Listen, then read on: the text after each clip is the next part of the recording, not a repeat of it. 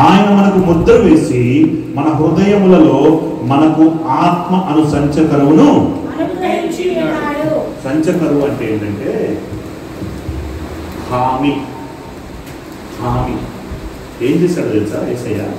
వెళ్ళి ఆయన ఇప్పుడు ఏం చేశాడంటే తన ఆత్మను ఆయన యందు విశ్వసించిన వారందరికీ హామీగా ఉంచెళ్ళాడు. ఏంటి? నా దగ్గర 1 లక్ష తీసుకున్నావు, ఏంటి పరిస్థితి అంటే ఇదిగో హామీ. మీరు నా బిడ్డలు, నా ఆత్మ వీరికి హామీ. హల్లెలూయా.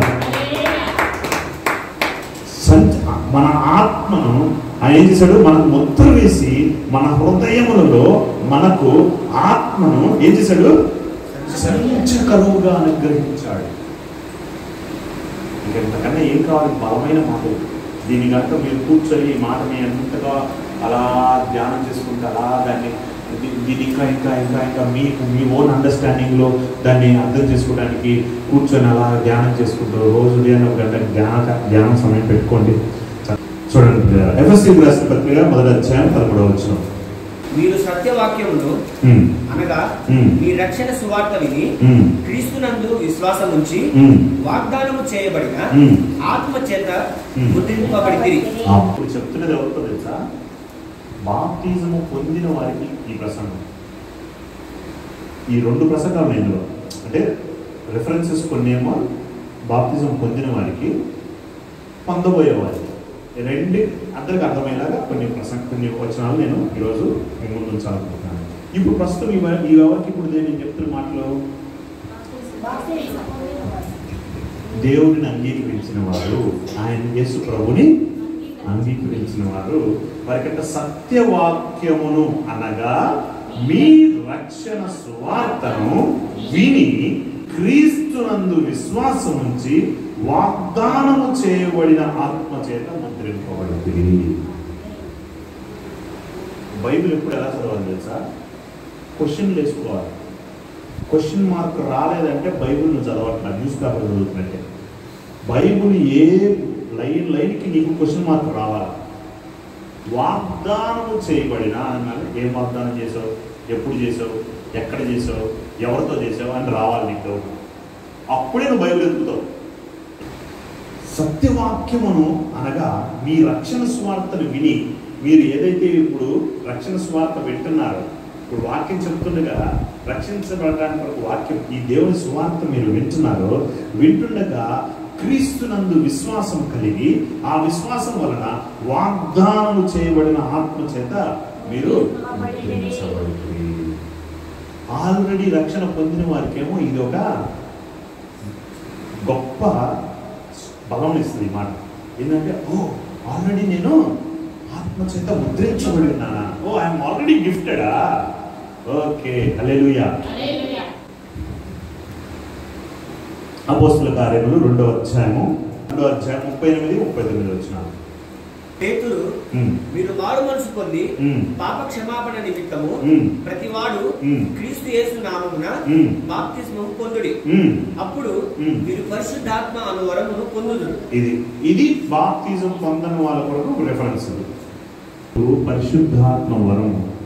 పరిశుద్ధాత్మ వరము పొందుకున్న గురించి మాట్లాడుతున్నప్పుడు ఈ గిఫ్ట్ ఎవరు పొందుకుంటారో, ఎలా పొందుకుంటారో నాకు కూడా కావాలి అనిపిస్తుంది కదా. ఎలా అన్నవారికి ఏంటనంటే క్లియర్గా ఉంది అక్కడ. ఏమని చెప్తున్నాడు పేతురు? మీరు మారు మనసు పొంది పాప క్షమాపణ నిమిత్తం ప్రతివాడు యేసుక్రీస్తు నామములో బాప్తిజం పొందిన ప్రతి ఒక్కరికి ఏమివ్వబడుతుంది?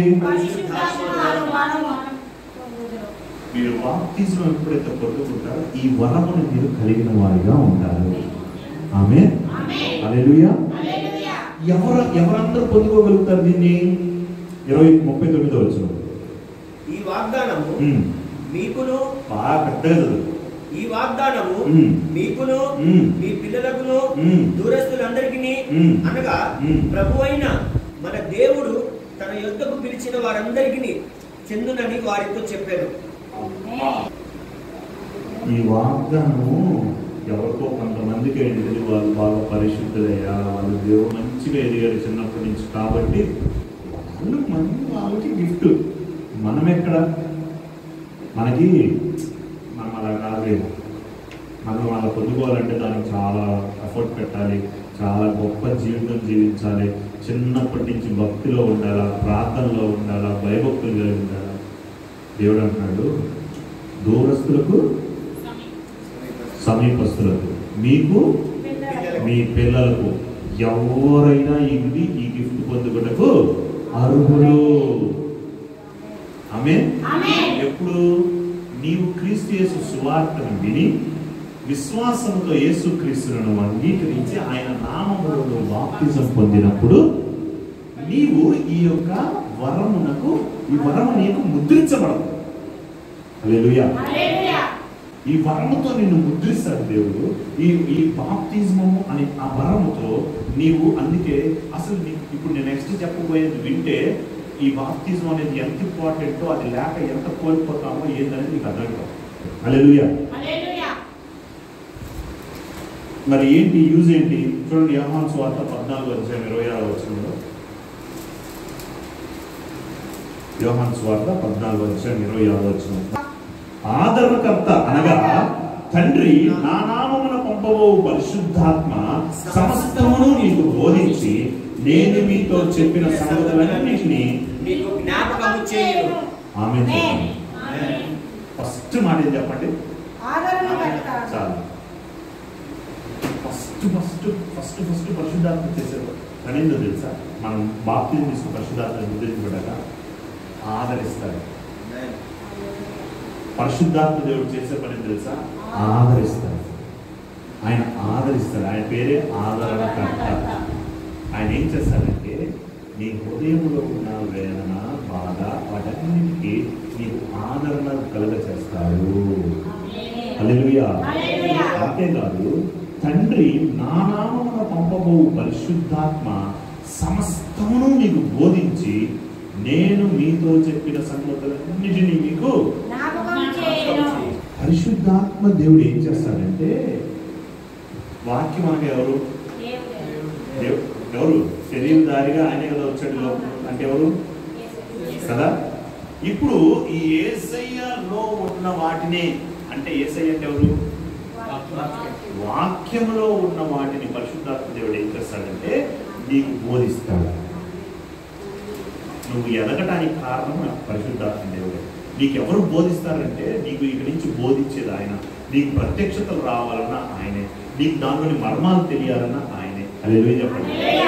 నేను చెప్తే అర్థం కావటం కాదు. ఇక నుంచి పరిశుద్ధాత్మ దేవుడు ఏం చేస్తుంది, నేను చెప్తున్నా, ఇక్కడి నుంచి చెప్తున్న మాట మీకు అర్థం కాకుండా చాలా మంది విని అలా చూస్తూ చక్కగా విని కామ్గా కానికేసి ఆమెను చెప్పి చెప్పులు వేసుకొని ఇంటికి వెళ్తారు. ఇంటికి ఏం చెప్పాడంటే ఏదో చెప్పాడు కానీ బాగానే చెప్పాడు అంటారు. ఏముండదు. మీరు విన్న సంగతులు మీకు జ్ఞాపకానికి రావు. ఆమేన్. పరిశుద్ధాత్మ దేవుడు ఏం చేస్తాడంటే ఆ సమయంలో, ఆ సందర్భంలో నీకు ఏది అవసరమో ఆ మాటని నీకు వాక్యంలో నుంచి ఎత్తి పెట్టి నీ హృదయంలో. ఇందా చెప్పానా నీకు, నిన్నంతా నాకు స్పిరిచువల్ వార్ ఫైట్ జరుగుతూ ఉంది, ఆ సమయంలో నాకు ఉదయాన్నే దేవుడు ఒక మాట మాట్లాడాడు అన్నాడు. ఆమేన్. నీకు ఆ సమయానికి ఆ వాక్యాన్ని తీసుకొచ్చి నీ ముందు పెడతాడు. పరిశుద్ధాత్మ దేవుడు ఆదరిస్తాడు నిన్ను. ఏంటి ప్రభావ ఇంత నలిగిపోతే ఎన్ని పరిస్థితి, ఎందుకు వీడు ఎంత శోధిస్తున్నప్పుడు ఎక్కడ మాట్లాడతాడు. ఈ అనుభవం వస్తాను. హల్లెలూయా. సో ఇప్పుడు పరిశుద్ధాత్మ ఎవరికి కావాలి, ఎందుకు కావాలి అంటే జస్ట్ బయట అవుటర్ లైన్ చెప్పారు. అవునా? పరిశుద్ధాత్మ బాప్తిజం పొందిన వారందరిలో అదేదో వరము, మనం బాగా పుణ్యం చేసుకొని ఉండాలా, బాగా ప్రార్థన చేసుకుంటే కాదు. బాప్తిజం పొందుకున్న ప్రతి ఒక్కరికి ఆ గిఫ్ట్ ఇవ్వబడింది. ఆమేన్. హల్లెలూయా. అయితే ఆ దేవుని ఆత్మ చేత ముద్రించబడ్డాం. అవునా? అయితే దీనిని పొందుకోవాలనుకున్నాడు. ఎలా పొందుకోవాలి? విశ్వాసంతో ఆయన నమ్మి ఆయన బాప్తిజం తీసుకుని, ఆయన నామంలో బాప్తిజం తీసుకున్న వాళ్ళందరికీ కూడా దేవుడు ఇస్తాడు. అవునా? ఎవరెవరికి ఇస్తాడు? దూరస్తులకు, సమీపస్తులకు. అంటే అర్థమేంటి? దూరస్తులు అంటే ఎవరు? యూదులు కాని వారు, అంటే అన్యజనులకు, దేవుని బిడ్డలకు అందరూ ఆయన సమానముగా ఇచ్చేవాళ్ళు. ఆమేన్. హల్లెలూయా. అయితే ఇక్కడ ఆయన మనకి తనలో ఉన్న వాక్యం ఎత్తిపెట్టి మనకు బోధించేవాడిగా ఉంటాడు. ఇక నుంచి ఆయన మనకు మనల్ని ఏం చేస్తాడు? ఆదరిస్తాడు, బోధిస్తాడు, నేర్పిస్తాడు, బలపరుస్తాడు, సత్యం నుంచి సర్వసత్యంలోనికి నడిపిస్తాడు. హల్లెలూయా.